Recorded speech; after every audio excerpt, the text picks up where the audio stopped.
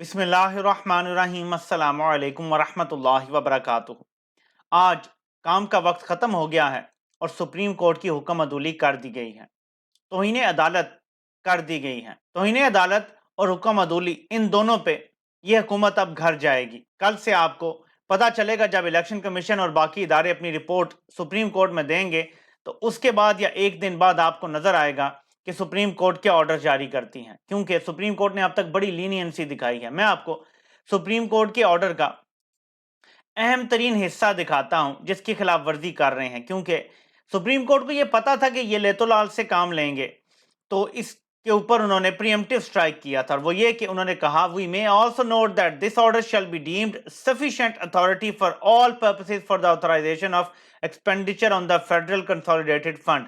यानी ये जो हम ऑर्डर दे रहे हैं, ये जो हमारा नोट है, ये काफी अथॉरिटी होगी। यानी आसान अल्फाज में न मजीद किसी अप्रूवल की जरूरत है, न मजीद किसी इजाजत की जरूरत है, बल्कि इस नोट के होते हुए ये पैसा ट्रांसफर होगा और इस पर अमल दरामद होगा। ये सुप्रीम कोर्ट ने लिख दिया था। दुनिया की जो कानून की तारीख है ना, ये चलें ज्यादा पीछे नहीं जाते, पिछले 200 साल में अगर आप देख लें पूरी दुनिया में, अमेरिका में, बर्तानिया में और किसी भी जगह, अदालत गलत हो सकती है, सुप्रीम कोर्ट भी गलत हो सकती है, लेकिन आप उसकी हुक्म अदूली नहीं कर सकते कि वो गलत है।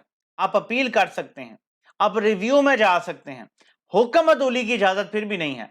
यानी आसान अल्फाज में यह कहा जाता है हमेशा कि सुप्रीम कोर्ट गलत हो सकती है लेकिन उसका ऑर्डर फाइनल होता है, आप कुछ नहीं कर सकते उसके सामने।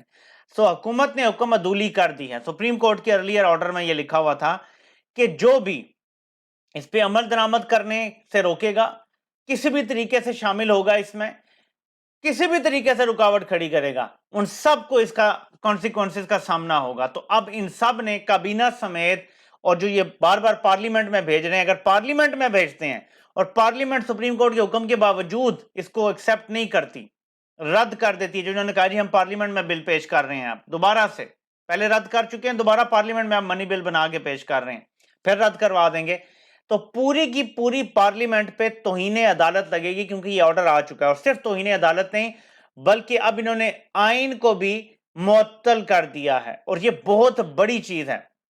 आर्टिकल 5 और 6 का इतलाक इनके ऊपर होगा, और ये फ्यूचर में ये सब पछताएंगे, क्योंकि इनकी हुकूमत हमेशा नहीं रहनी। जब भी इलेक्शन होने हैं, हुकूमत आनी है तरीके इंसाफ की, और ये इतना बड़ा ग्राउंड है आर्टिकल 5 और 6 लगाने का कि आप तसव्वुर नहीं कर सकते।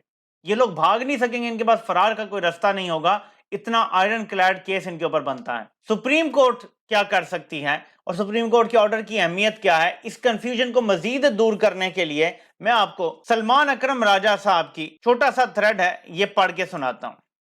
वो लिखते हैं कि इलेक्शन कमीशन ने 21 अरब रुपए के फंड का तयन किया, यानी हमें इतने पैसे चाहिए।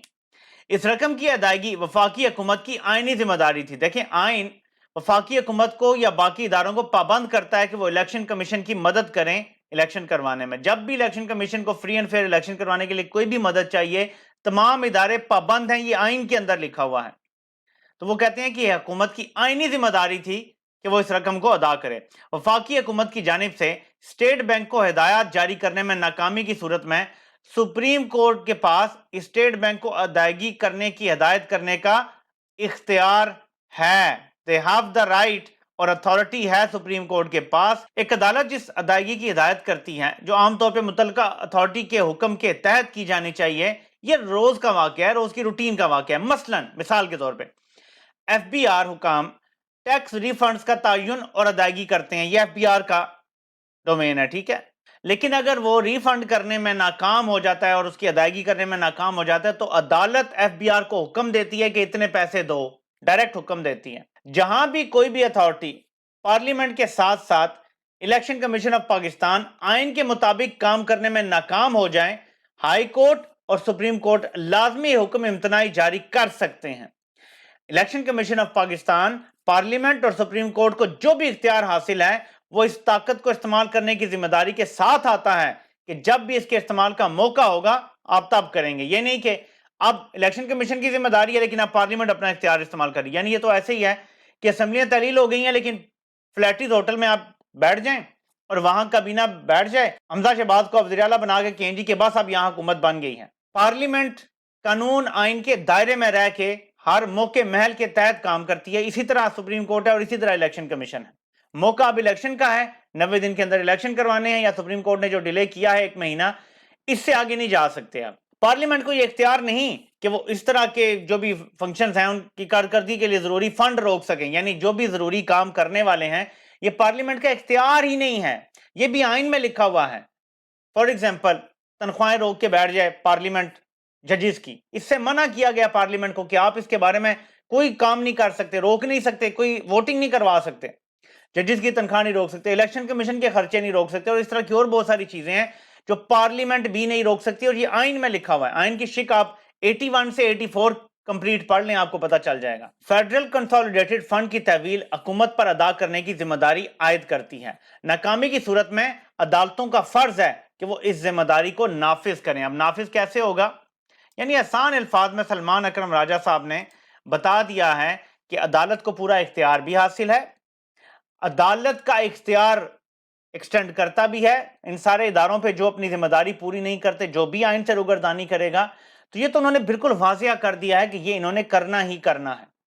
تو پھر حکومت کیوں نہیں مان رہی؟ ناظرین میں آپ کو اس کی وجہ بتا دیتا ہوں. آرمی چیف ان کا یہ ماننا ہے کہ وہ کھل کے سامنے نہیں آنا چاہتے. اب اس سے زیادہ کیا کھل کے سامنے آنا ہے مجھے نہیں پتا, لیکن وہ یہ نہیں چاہتے کہ جب سپریم کورٹ پیسے ہونے کے بعد ان کو ڈائریکٹ آرڈر کرے کہ آپ نے فوج مہیا کرنی ہے سیکیورٹی دینے کے لیے, وہ انکار نہیں کرنا چاہتے. وہ عوام کے سامنے یہ نہیں دکھانا چاہتے کہ وہ اس میں ایک پارٹی ہیں اور وہ انکار کر رہے ہیں الیکشن میں سیکیورٹی دینے سے, کیونکہ کسی صورت بھی فوج کیسے انکار کر سکتی ہے؟ سپریم کورٹ فوج کو طلب کر سکتی ہے, فوج انکار کر ہی نہیں سکتی آئین کے مطابق. سپریم کورٹ براہ راست فوج کو طلب کر کے ڈیوٹی دے سکتی ہے کہ آپ الیکشن کمیشن کی معاونت کریں. یہ حافظ صاحب نہیں چاہتے کہ ڈائریکٹ میرے اوپر بات آئے, تو انہوں نے ان کو آگے لگایا ہوا ہے کہ آپ بس پیسے نہ دینا تاکہ مجھ تک. سپریم کورٹ یہ کہہ چکا ہے کہ جب پیسے کا معاملہ ہو جائے گا حل تو پھر ہم سیکیورٹی بھی آپ کو لے کے دے دیں گے. یہ الیکشن کمیشن کو سپریم کورٹ کہہ چکا ہے کہ ہم اگلا معاملہ بھی دیکھیں گے, اور اس معاملے میں بھی آپ کو سفیشینٹ ہیلپ ہم پرووائڈ کریں گے, اور الیکشن میں آپ کو ہر مدد دی جائے گی. مطلب کہ ہم ڈائریکٹ آرڈر بھی دے سکتے ہیں آرمی چیف کو کہ تم نے فوج مہیا کرنی ہے. یہ ڈائریکٹ آرڈر آرمی چیف کو بھی جا سکتا ہے, یہ نیول چیف کو بھی جا سکتا ہے, یہ ایئر چیف کو بھی جا سکتا ہے, یہ چیئرمین جوائنٹ چیف کو بھی جا سکتا ہے. ہو سکتا ہے جوائنٹ چیف کو چلا جائے کہ آپ نے نیچے اپنے سارے جو فورسز ہیں ان کو آپ نے کہنا ہے کہ ٹروپس دیں, تو کچھ بھی ہو سکتا ہے.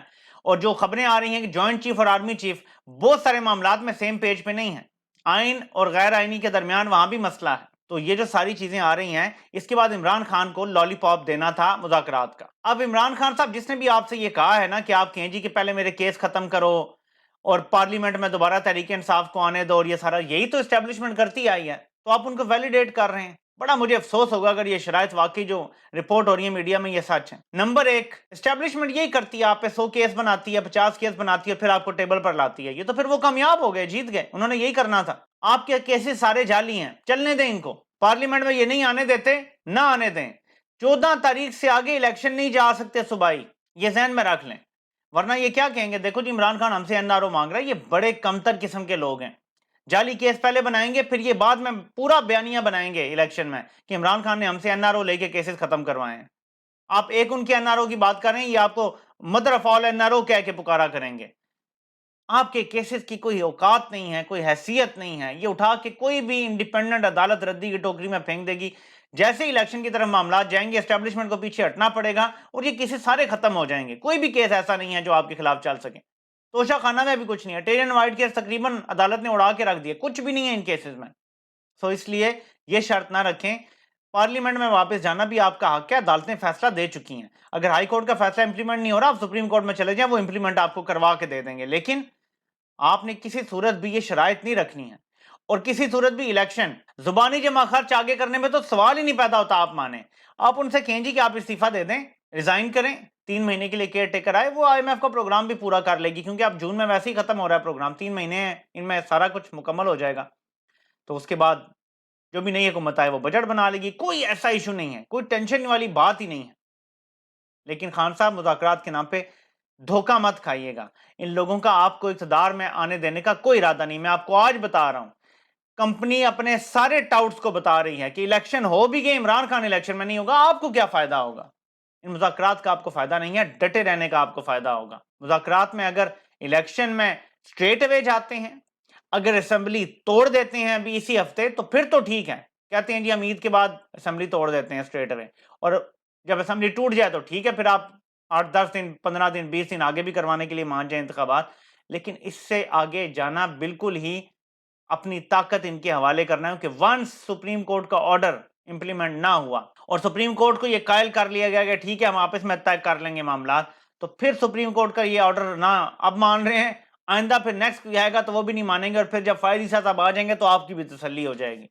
سوچ سمجھ کے فیصلہ کیجئے گا۔ آپ سے انشاءاللہ پھر ملاقات ہوتی ہے۔ اللہ پاک اب سب کا حامی و ناصر ہو۔ اب سب کو سننے کا بہت بہت شکریہ۔